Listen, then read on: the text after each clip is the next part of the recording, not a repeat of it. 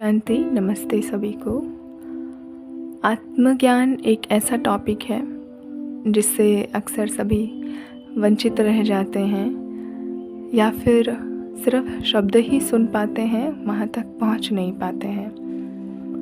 आत्मज्ञान क्यों ज़रूरी है, परमात्मा ज्ञान क्यों ज़रूरी है, आत्मा की नॉलेज होने से क्या प्राप्तियाँ हो जाती हैं, ये आज थोड़ी सी ब्रीफ में समझेंगे।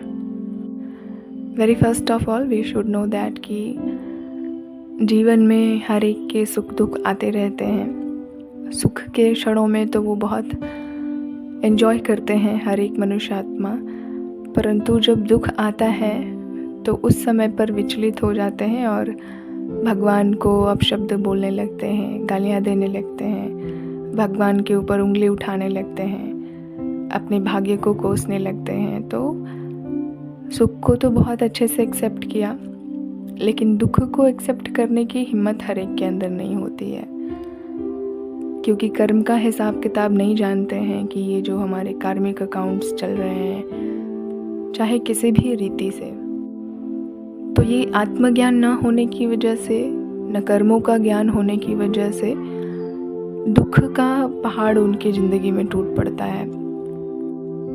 महात्मा बुद्ध ने भी 4 आर्य सत्य जो दिए हुए हैं कि संसार में दुख है, दुख का कारण है, दुख का निवारण भी है, और उसके निवारण के लिए उन्होंने अष्टांगिक मार्ग फिर बताया है। इस अष्टांगिक मार्ग पर चल करके हर कोई बुद्धत्व को पा सकता है और दुखों से भी मुक्ति पा सकता है। तो अगर इस संसार में देखें तो हर कोई चाहता है हमेशा खुश रहे, सुखी रहे, हेल्दी वेल्दी हैप्पी रहे, परंतु उसकी ये चाहना सिर्फ सुपरफिशियल लेवल तक ही रहती है। वो सांसारिक सुख को ही समझता है कि यही सुख है असली। धन मिल गया, वैभव मिल गया, अच्छी फैमिली मिल गई, जो चाहे वो इच्छाएं पूरी हो जा रही हैं, तो वो समझते हैं कि यही सुख है, यही सच्चा खुशहाल जीवन है। परंतु एक्चुअल में आत्मज्ञान ना होने की वजह से, स्वयं की असली पहचान ना होने की वजह से जीवन के हर एक अनुभवों से वंचित रह जाते हैं। इसलिए ही अंत में कोई शरीर छोड़ना नहीं चाहते हैं, मृत्यु से जिन्हें भी डर लगता है। आत्मज्ञान न होने की एक सबसे पक्की वाली निशानी है, सभी अपनी चेकिंग कर लेंगे। यदि आपको मृत्यु से डर लगता है तो आपने अभी तक आत्मज्ञान बिल्कुल भी नहीं पाया है। अगर मृत्यु से डर नहीं लगता है, बिल्कुल स्पष्ट है कि मृत्यु के बाद क्या होना है, मुझे कहाँ जाना है, कभी भी अचानक भी आ जाए, शरीर छोड़ना हो जाए, चाहे अपनी मृत्यु हो जाए, चाहे किसी भी परिवारजन, बाल बच्चे, फैमिली मेम्बर्स, रिलेटिव्स, कोई भी शरीर छोड़ दे, मृत्यु हो जाए, तो मुझे उसका दुख नहीं है। तो जब इस स्टेज पर अवस्था पे पहुंच जाएंगे, मोह पूरी तरह नष्ट हो चुका है, अपनी वास्तविक स्थिति में स्थित हो चुके हैं, दैट मीन्स कि आत्मज्ञान अच्छा है।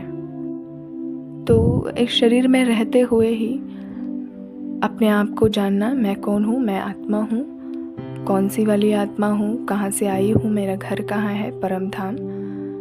उस स्थिति में अपने आप को टिकाना, बार बार अभ्यास करना, अपने रचयिता पिता परमात्मा को याद करना, यही होता है अपने जीवन को हर एक परिस्थिति जितनी भी आ रही है उसको साक्षी होकर के, डिटैच होकर के, उपराम होकर के फेस करना।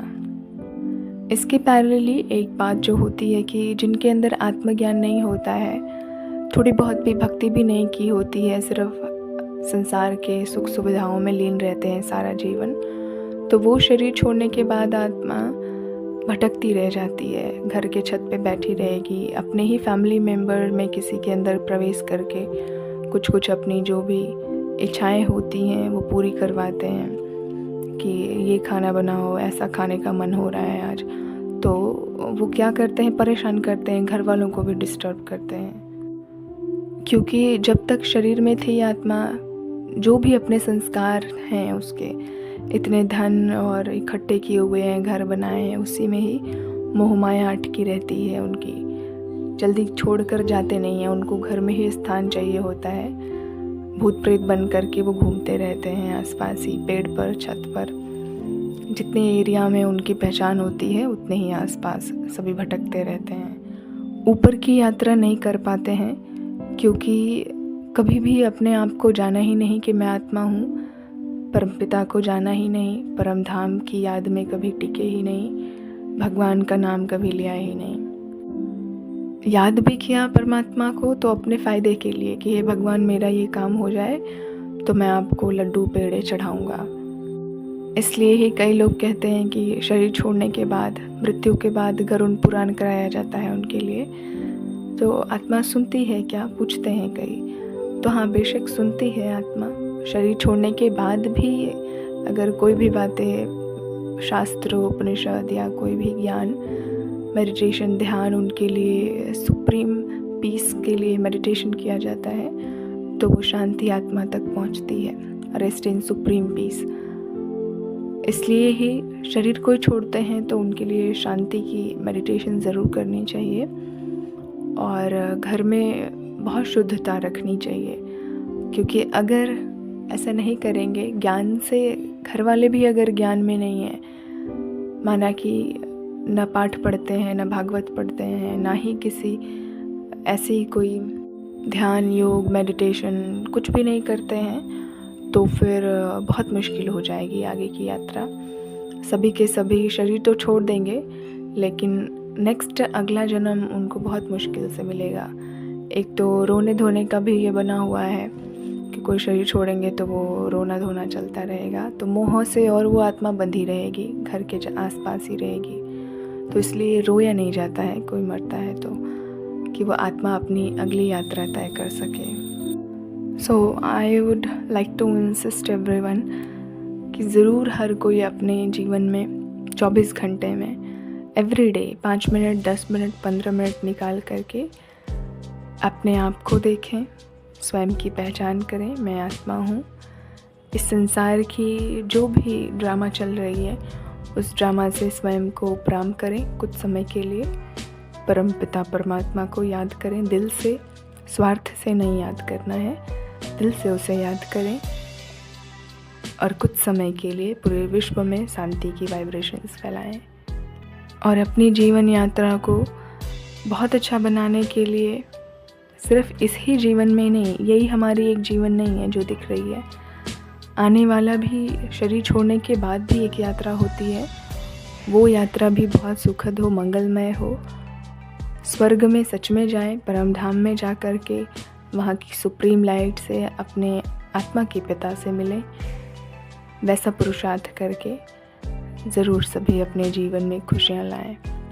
तो सभी का मोस्ट वेलकम है मेडिटेशन की दुनिया में। ज़रूर हर कोई अपने आप को समय दे, बाहर की दुनिया के जंजालों, मोह माया से हट करके। ओम शांति।